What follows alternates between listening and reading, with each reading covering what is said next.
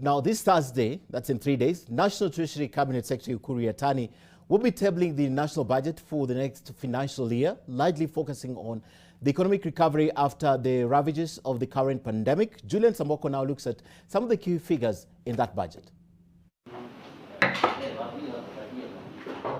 In his maiden budget and appropriations bill before the National Assembly, Ukur Yatani will be treading a tightrope as he seeks to finance expenditure designed to stimulate an economy weighed down by the COVID-19 pandemic, even as revenues are projected to fall below target.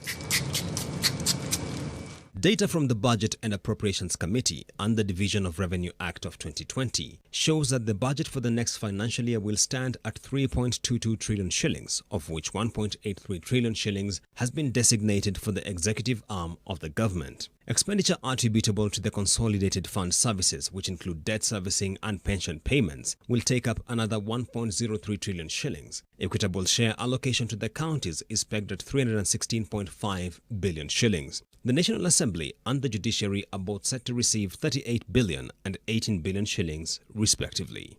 Some of the institutions expected to receive high allocations in the budget include the Teachers Service Commission at 266 billion shillings, the National Treasury at 117 billion shillings, the Defence Ministry at 115 billion shillings, and the Ministry of Health at 111 billion shillings. The Treasury is, however, staring at a dip in revenues, with the Budget and Appropriations Committee expressing concern that the Kenya Revenue Authority might only manage to raise 1.5 trillion shillings in ordinary revenue, a 20% decline from the amount projected for the current financial year. The President, a few weeks ago, announced incentives to stabilize the economy, which has led to reduction of realizable revenue to the National Treasury, the tune of about 172 billion over a year, of 1 year period.